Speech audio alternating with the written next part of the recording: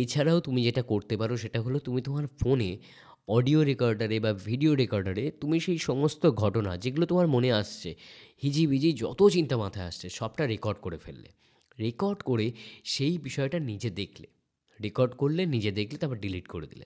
তোমার মায়া হবে যে এটা ডিলিট করে দেবো, কিন্তু তুমি ডিলিট করে কিন্তু দেবে। এই গাইস, পডকাস্ট উইথ সোমনাথে আবারও সকলকে স্বাগত জানাই। আজকের এই পডকাস্টে আমরা শিখব যে কিভাবে আমরা সেলফ কন্ট্রোল করতে পারি। সেলফ কন্ট্রোল বিষয়টা কি? সেলফ কন্ট্রোল বিষয়টা হলো আমরা কিভাবে আমাদের নিজেদেরকে কন্ট্রোল করতে পারি। আমরা যেখানে কাজ করি সেই প্রতিষ্ঠানটা আমাদেরকে কিছুক্ষণের জন্য কন্ট্রোল করে। আমরা যে বাড়িতে থাকি বাড়ির ওনার আমাদেরকে কিছুক্ষণ কন্ট্রোল করে, কিন্তু সারাটা দিন আমরা এই যে নিজের ভিতর চলছি বা নিজের মধ্যে চলছি, নিজেকে নিজের ব্রেন কমান্ড দিচ্ছে যে এইভাবে চলো, এটা করো, ওটা করো, এর মাঝখানে কিছু লুপহোলস থেকে যায়, এর মাঝখানে কিছু গ্যাপ থেকে যায়। সেই গ্যাপটার মধ্যে আমরা কি হয়ে যাই? আমরা ডিমোটিভেটেড হয়ে যাই। সেই গ্যাপটা যখন যখন আমাদের ব্রেনের মধ্যে চলে আসে তখন আমরা খেই হারিয়ে ফেলি। তো সেলফ কন্ট্রোলের মাধ্যমে আমরা এই খেই হারানো পোর্শনটা বা এই নিজেকে নিজে খুঁজে পাচ্ছি না বা নিজের ইচ্ছা মতো নিজে চলতে পারছি না, এই পোর্শনটাকে কন্ট্রোল করতে পারি। এবং কন্ট্রোল করে কি করতে পারি? কন্ট্রোল করে নিজেকে একটা সঠিক পথে আনতে পারি। প্রচণ্ড রকম ডিমোটিভেশন সেগুলো কাটিয়ে ফেলতে পারি, নিজেকে নতুন উদ্যমের সঙ্গে নতুন কাজে লাগাতে পারি, নিজের যে ডিস্ট্র্যাক্টেড পার্টগুলোকে সেগুলো লাইফ থেকে বাদ দিতে পারি। তো আজকের এই পডকাস্ট শেষ পর্যন্ত দেখতে অবশ্যই চ্যানেলটিকে সাবস্ক্রাইব করে নিও, বেল বাটনটা অন করে নিও, লাইক করে দিও, কমেন্ট করে দিও। আর পডকাস্ট উইথ সোমনাথ চ্যানেলটা যদি ভালো লাগে তো অবশ্যই বন্ধুদের সঙ্গে শেয়ার করে নিও, কারণ এই সেলফ কন্ট্রোল বা নিজেকে কন্ট্রোল করার এই যে ট্রিক্সটা শুধু যে তোমার কাজে লাগবে এমনটা নয়, তোমার কিছু বন্ধুরও কিন্তু সমানভাবে কাজে লাগবে। কারণ আমরা প্রত্যেকেই নিজেকে নিজে কন্ট্রোল করতে চাই, কিন্তু কিছু টেকনিক জানার অভাবে বা কিছু সিস্টেম জানার অভাবে সেটা করতে পারি না। তো আজকে আমরা সরাসরি সেই বিষয়ে ঢুকে যাচ্ছি যে কিভাবে আমরা আমাদের নিজেদেরকে কন্ট্রোল করব।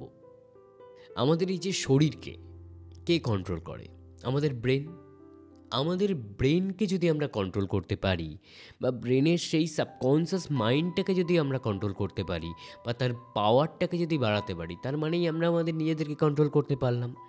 তো যখন যখন আমাদের মনে হবে যে আমরা পার্টিকুলার বিষয় থেকে সরে যাচ্ছি বা বেশি বেশি চিন্তা করে ফেলছি কোনো বিষয় নিয়ে, বা কোনো চিন্তা ছাড়াই বা কোনো বিষয়ে কোনো রকম কনসেন্ট্রেশন ছাড়াই আমরা আর একটা বিষয়ে শিফট করে যাচ্ছি, তখন কি মনে হচ্ছে যে আমরা আমাদের নিজেদের ব্রেনের একটা পাওয়ার হারিয়ে ফেলছি। তার মানে কি, আমরা আমাদের নিজেদের ব্রেনের একটা পোর্শন থেকে আরেকটা পোর্শনে ফ্রেজ গ্যাপ পড়ে যাচ্ছে। এটার কারণ কি? কারণ আমাদের ব্রেন ধীরে ধীরে দুর্বল হয়ে যাচ্ছে। এই দুর্বল ব্রেনটাকে ঠিক করার জন্য আমাদের কি করতে হবে? একটা বেসিক টিক ফলো করতে হবে, সেটা হলো ব্রিদ ইন ব্রিদ আউট। যখন আমরা অন্য বিষয়ে ভাবছি সেই সময় আমাদের কী করতে হবে? 5 সেকেন্ড করে দম নিতে হবে,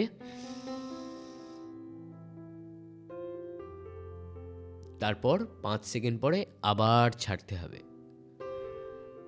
সেটা তুমি নাক দিয়ে নিতে পারো, মুখ দিয়ে নিতে পারো। এবং দেখবে এই বিষয়টা সকালে প্রাণায়ামের সময় অনেকে করে, কারণ তারা তাদের ব্রেনে অক্সিজেন পৌঁছাতে চায়, তারা তাদের সারা শরীরে অক্সিজেন পৌঁছাতে চায়। কারণ আমরা যখন রাশের ভিতর ছোটাছুটি করি সেই মুহূর্তে আমাদের অক্সিজেনটা শরীরের সর্বাঙ্গে পৌঁছায় না।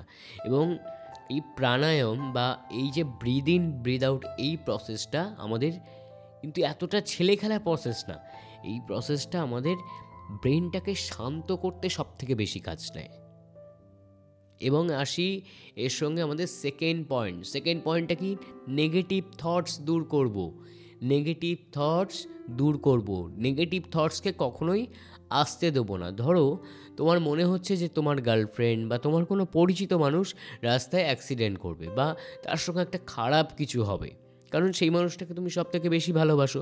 আর যাকে তুমি সবথেকে বেশি ভালোবাসো তাকে নিয়ে নেগেটিভ থটস আসবে, তাকে নিয়ে দুশ্চিন্তা আসবে। কিন্তু সেই সময় তুমি তাকে নিয়ে দুশ্চিন্তাটা তাড়াবে কী করে? ঠিক সেই মুহূর্তে তুমি তাকে নিয়ে দুশ্চিন্তা তাড়াবে তাকে নিয়ে পজিটিভ ভাবনা ভেবে। ঠিক যেমন একটা উদাহরণ দিয়ে বলতে পারি যে ধরো পাখি শব্দটা মানে কি, তুমি যেই ভিজুয়ালাইজ করলে তখন কল্পনা একটা পাখির ছবি ভেসে আসলো, কিন্তু তুমি তখন ওই পাখি ভেবে যদি তুমি এটা ভাবো, সবসময় উল্টোটা ভাববে। ধরো পাখি ভাবলে, মানে পাখি কথাটা উচ্চারণ হলো, তখন তুমি ভাববে ধরো একটা কুমিরের কথা ভাবলে, কি একটা জলজ প্রাণীর কথা ভাবলে, কি ধরো মাছের কথা বললাম, তুমি মাছ না ভেবে পাখি ভাবতে পারো।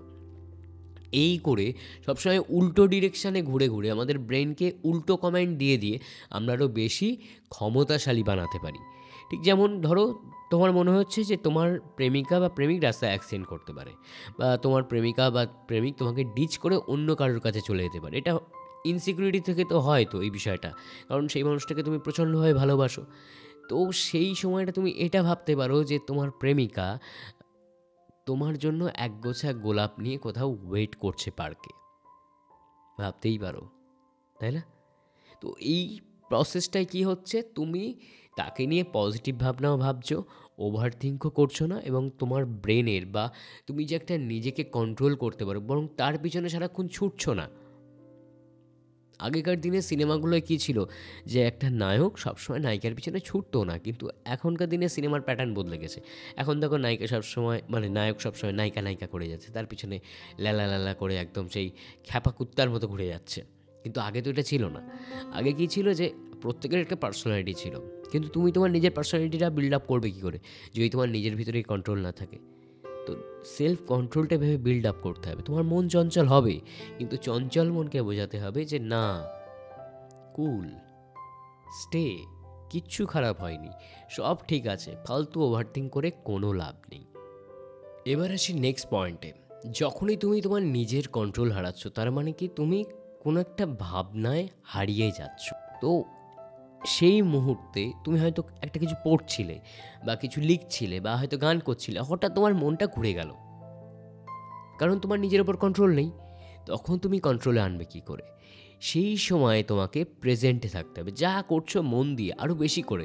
হয়তো তুমি ক্লাস করছো, আমাদের অনেক সময় এটা হয় যে আমরা হয়তো কলেজে বা স্কুলে ক্লাস করছি, এক নজরে ক্লাসটা দেখছি, স্যারের ডিকটেশন দেখছি, বোর্ডের দিকে তাকিয়ে আছি, হঠাৎ আমাদের মনটা অন্য জায়গায় চলে গেল, যে পাস্টে এরকম একটা ঘটনা ঘটেছে, সেটা 2 দিনের আগের ঘটনা হতে পারে, এক মুহূর্ত আগের ঘটনা হতে পারে, বা ফিউচারে তোমার সঙ্গে এটা হতে পারে। হয়তো তুমি একটা কাণ্ড ঘটিয়ে এসছো, তুমি ভাবছো যে বাড়ি গেলে মাছকে সেই মার মারবে, এইটা তুমি ভাবছো। তো সেইটা না ভেবে বর্তমানে ফোকাস করতে হবে। ক্লাস করছো, ক্লাসটা করো। এই বিষয়টা প্রথমে প্রচণ্ড কষ্ট হবে, পারবে না কিছুতে, কিন্তু তারপরেও কিন্তু যদি ডেইলি আফটার ডেইলি করে যাও, তাহলে সেই বিষয়টা আস্তে আস্তে আয়ত্তে এসে যাবে। এর পরের পয়েন্ট হলো যে লিখে ফেলা, নোট ডাউন করা। যখন তুমি তোমার মন হারিয়ে ফেলছো, যখন তুমি তোমার খেই হারিয়ে ফেলছো, সেই মুহূর্তে তুমি কি করবে? নোট ডাউন করবে। ধরো তুমি একটা জিনিস পড়ছো, হঠাৎ করে মাথায় একটা বিষয় এসে গেল, কিন্তু তুমি দেখছো সেই বিষয়টা তোমার আসার কথা ছিল না, কারণ তুমি একটা অন্য বিষয় পড়ছিলে, হঠাৎ করে এই বিষয়টা কেন এসে গেল? তো তখন কি করলে? তুমি নোট ডাউন করে রাখলে সেই বিষয়টা।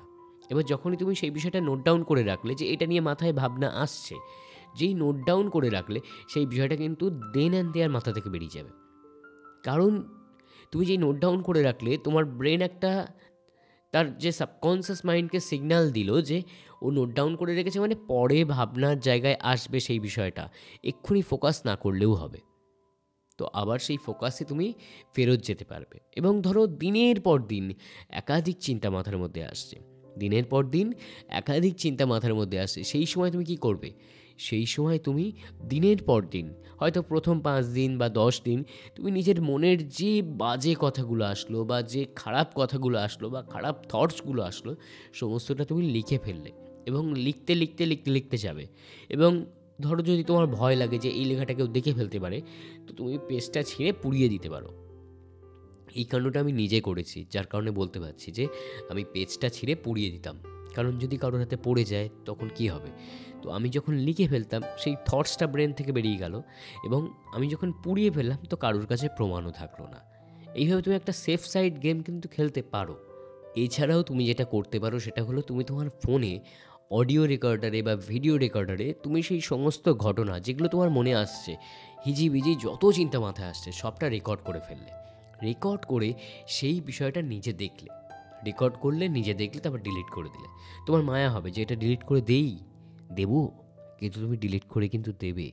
যদি তুমি ডিলিট না করো সেই জিনিসটা থেকে যাবে, ভবিষ্যতে কারোর হাতে পড়লে আরও বেশি সমস্যা হয়ে যেতে পারে। এবং যেটা আমি এখনও পর্যন্ত ফলো করি, এখন হয়তো আমার লিখতে ইচ্ছে করছে না, খুব আলিশি লাগছে, হয়তো এই শীতের দিন লেপের মধ্যে ঢুকে বসে আছি আর তখন মাথায় হিজিবিজি চিন্তা আসলো, তখন আমি কি করব? উঠে খাতা পেন নিয়ে লিখতে বসবো?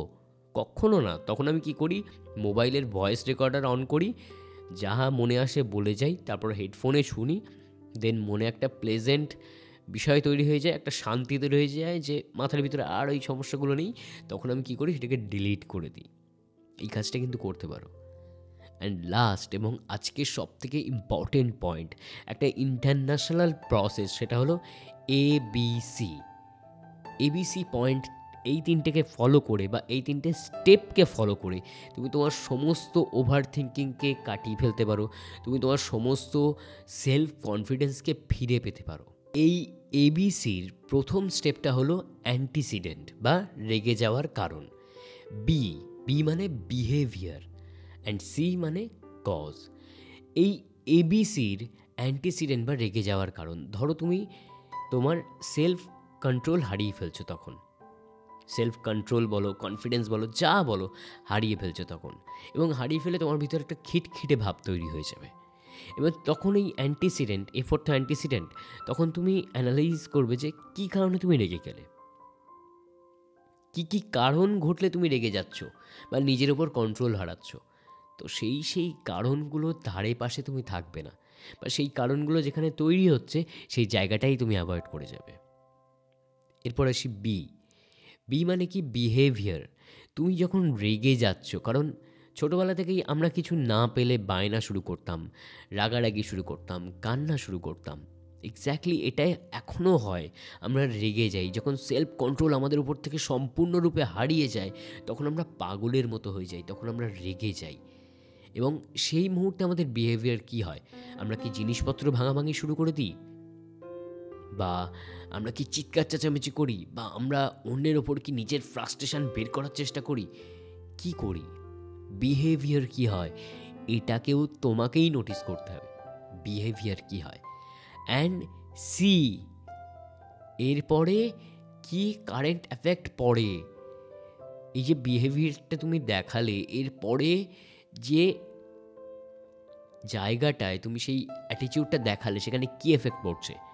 ধরো ছোটোবেলায় তুমি রেগে গেলে, কিছু বায়না করলে, বাবা মা এনে দিল, কিন্তু সমস্ত বেলাটাই তো আর ছোটোবেলা নয়। এখন বড়োবেলায় তুমি কিছু বায়না করলে, তুমি রাগ করলে, নিশ্চয়ই সবাই তোমার খিদমত খাটার জন্য প্রস্তুত না, বা তুমি যেটা সবসময় চাইছো সেটা সবসময় নিশ্চয়ই পাবে না। তখন তুমি কি করবে? তখন তারা কি করবে? তারা কি তোমার সেই, তুমি যেই মুহূর্তে রেগে যাচ্ছ, তোমার কি হুকুম তামিল করছে তারা? না তারা তোমার ওপর আরও বাজে রকম মনোভাব তৈরি করছে? না তারা তোমাকে নিয়ে একটা বাজে পিকচার ক্রিয়েট করছে? না তোমার একটা সমস্ত অ্যাটমসফিয়ারে তোমার একটা বাজে প্রভাব পড়ছে? না আলটিমেটলি তোমার ক্ষতি হচ্ছে? পরস্পর তুমি যত রেগে যাচ্ছ, যত বাজে বিহেভিয়ার দেখাচ্ছ, তত ক্ষতি হচ্ছে।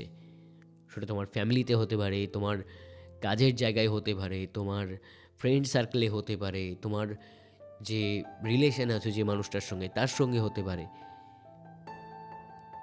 এই কারণটাকে তোমাকে দেখতে হবে যে তুমি যে অ্যাটিটিউডটা দেখালে এরপর কী হচ্ছে। যদি দেখো সব খারাপ হচ্ছে, যদি দেখো সব নেগেটিভ হচ্ছে, তাহলে তুমি আস্তে আস্তে বুঝতে পারবে যে কী কারণে সমস্যাটা, কেন সমস্যাটায় আসলে, বা কী কারণ ঘটলে তোমার এই রাগটা হয়ে যায়, নিজের উপর কন্ট্রোল হারিয়ে ফেলো, এত রাগ হয়ে যায়। তারপর তুমি কি বিহেভিয়ার দেখাও, অ্যান্ড তারপর পরিবেশে কি চেঞ্জেস আসে, তোমাকে নিয়ে তাদের মাথায় কি ভাবনা আসে, এগুলো তোমাকে অ্যানালিসিস করতে হবে। এবং এই টেকনিকটা আজকের দিনের, এবং এই টেকনিকটা সায়েন্টিস্টরা পর্যন্ত বলছেন, বিভিন্ন মনোবিদরা পর্যন্ত বলছেন, সব থেকে পপুলার টেকনিক। এবং এই টেকনিকটা ফলো করে অনেক মানুষ তারা সেলফ কন্ট্রোল ফিরে পেয়েছেন। তো আজকের মতো এই ভিডিও এই পর্যন্তই। কিন্তু যারা এই যে ভিডিও পডকাস্ট এগুলো ছাড়াও যারা অডিও পডকাস্ট শুনতে চাও, মানে ধরো আমাকে দেখতে চাও না অথচ আমার কথাটা শুনতে তোমার ভালো লাগে, তো তারা অবশ্যই সোমনাথ পাল বলে ইউটিউবে সার্চ করো। প্রয়োজনে আমি লিঙ্ক চ্যানেলের ডেসক্রিপশানে দিয়ে দিচ্ছি, সেখানে যাও। মনের কনফেশন বলে একটা কনফেশন হয় এবং সেখানে আমি ডেলি বেসিসে ভিডিও আপলোড করে থাকি। সেখানে যাও, সেই ভিডিওগুলো তুমি অডিও শোনো, মানে হেডফোন লাগিয়ে তুমি শুনতে পারো শুধু। সেই অডিওগুলো শুনে দেখো কেমন লাগে। এই চ্যানেলটাকে সাবস্ক্রাইব করতে পারো। এই ভিডিওটা যদি ভালো লাগে তো অবশ্যই লাইক করতে ভুলো না, কমেন্ট করতে ভুলো না, আর জানাও যে কী কী সমস্যা তোমাদের জীবনে আছে। আমি ডেফিনেটলি ট্রাই করব সেই বিষয়ে ভিডিও বানাতে, কারণ এই বিষয়ে ভিডিও বানাতে বানাতে নিজেরও কোথাও ভালো লাগে, অ্যান্ড আমি নিজে দেখতে পাই যে অনেক বিষয়ে নিজেরও চেঞ্জেস এসে যাচ্ছে। তো সেলফ কন্ট্রোল কীভাবে ফিরে পাবে, তো এই নিয়ে ভিডিও আজকে এই পর্যন্তই। কিন্তু এর পরবর্তীকালে আমি ভিডিও আনতে চলেছি, সেটা হলো কি কি করলে মানুষের কাছে তুমি সবথেকে বেশি অ্যাট্রাকটিভ হবে। কি কি করলে, মানে মানুষের সামনে বিহেভিয়ার তো কিছু দেখাতে হবে, তারপর তো তুমি অ্যাট্রাকটিভ হবে, তাই না? তো কি কি করলে মানুষের সঙ্গে বা মানুষের সামনে তুমি অ্যাট্রাকটিভ হবে, মানুষ তোমার দিকে অ্যাট্রাকশান দেবে। সবসময় লুক ডাজ নট ম্যাটার, লুকটা কিন্তু ম্যাটার নয়, কিন্তু অ্যাটিটিউড কিছু এমন আছে বা কথাবার্তা কিছু এমন আছে যেগুলোর ফলে মানুষ তোমাকে অ্যাটেনশান দেবে। তো কী কী করলে অ্যাটেনশান দেবে, নেক্সট ভিডিও সেটার উপরে আসতে চলেছে। তো যারা এই পর্যন্ত দেখেছো তাদেরকে অসংখ্য ধন্যবাদ। নেক্সট ভিডিওর জন্য অপেক্ষা করো। চ্যানেলটাকে অবশ্যই সাবস্ক্রাইব করতে ভুলো না। দেখা হচ্ছে শনিবার, এবং এই ভিডিওটার সঙ্গে যেটা বললাম যে কী কী করলে তুমি মানুষের থেকে অ্যাট্রাকশান পাবে বা মানুষের অ্যাট্রাকশানের কেন্দ্র হবে, মানুষ নিজে থেকে এসে তোমাকে তার ঘটনা বলবে। বুঝতে পারলে? তো সবাই ভালো থেকো, সুস্থ থেকো, শুভরাত্রি, টাটা।